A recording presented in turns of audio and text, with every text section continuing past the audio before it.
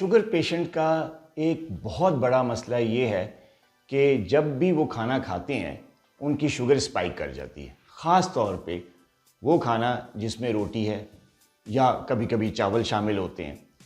और ऐसे पेशेंट जब क्लिनिक आते हैं तो उनका एक ही सवाल होता है, वो कहते हैं डॉक्टर साहब रोटी के बगैर हमारा गुजारा नहीं। आप भी कहते हैं बैलेंस डाइट होनी चाहिए, हम होल व्हीट लेते हैं, हम मल्टीग्रेन आटा लेते हैं, हम जौ की रोटी लेते हैं, जो जो आप कहते हैं हम करते हैं।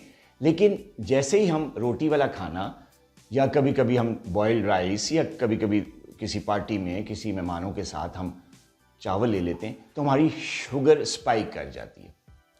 दोस्तों, आज मैं आपको एक गोल्डन रूल बताने वाला हूं और ये गोल्डन रूल ये है,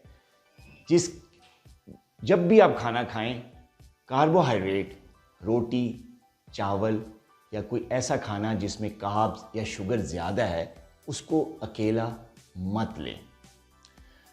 अच्छा, अब इस गोल्डन रूल का फ़ायदा ये है कि जब भी आप कार्बोहाइड्रेट को अकेला लेंगे तो इससे शुगर स्पाइक करेगी। जो मर्ज़ी कर लें, दवाइयाँ ले लें, इंसुलिन ले लें, एक्सरसाइज कर लें, लेकिन जब भी आप कार्बोहाइड्रेट वाला खाना या रोटी चावल वाला खाना खाएंगे शुगर ज़रूर स्पाइक करेगी।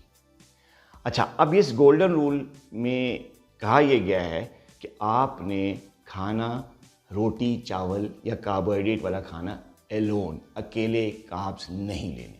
करना क्या है, आपने जब भी खाना खाना है जिसमें रोटी चावल शामिल हैं, कार्बोहाइड्रेट शामिल हैं, आपने उसको कंबाइन करना है प्रोटीन्स के साथ, लहमियात और फाइबर या फैट, हेल्दी फैट्स। कैसे लेना है मैं आज आपको तरीका बताऊंगा। दो ऐसे तरीके बताऊंगा जिसमें आप नाश्ता और जो आपका लंच और डिनर है उसमें आपका शुगर स्पाइक नहीं करेगा, बेशक आप रोटी खा रहे हैं या चावल खा रहे हैं।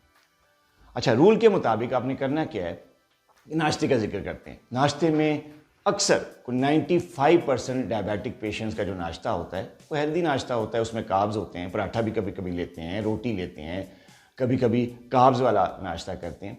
और उनका शिकायत क्या होती है कि सर हम दवाई भी ले रहे हैं, हम इंसुलिन भी ले रहे हैं, हम एक्सरसाइज भी कर रहे हैं, लेकिन जैसे ही नाश्ता करते हैं शुगर स्पाइक करती है।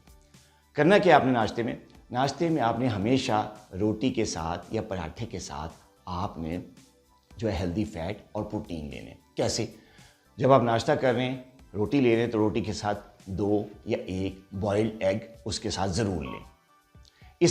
इससे क्या होगा, इससे आपकी शुगर स्पाइक नहीं करेगी। दूसरा तरीका, आप नाश्ता कर रहे हैं तो आप ऑमलेट बनाएं और ऑमलेट के साथ आप पनीर ऐड कर सकते हैं, वेजिटेबल्स, सब्जियां, वो ऑमलेट में ऐड करके आप रोटी के साथ खाएं, शुगर स्पाइक नहीं करेगी। तीसरा, योगर्ट, घर का बना हुआ गाढ़ा दही या ग्रीक योगर्ट, आप चीनी डाले बगैर उसको रोटी के साथ आप खाएं, शुगर बढ़ेगी नहीं। इसके साथ आपने ये भी कर सकते हैं कि चना, जैसे चने होते हैं, काबली चने, सफ़ेद चने, काले चने या कोई भी दाल, आप नाश्ते के साथ रोटी के साथ आप लें, आपकी शुगर नहीं बढ़ेगी। तो नाश्ता अब आपने इस तरीके से करना है कि रोटी के साथ आपने प्रोटीन और फैट ऐड करने।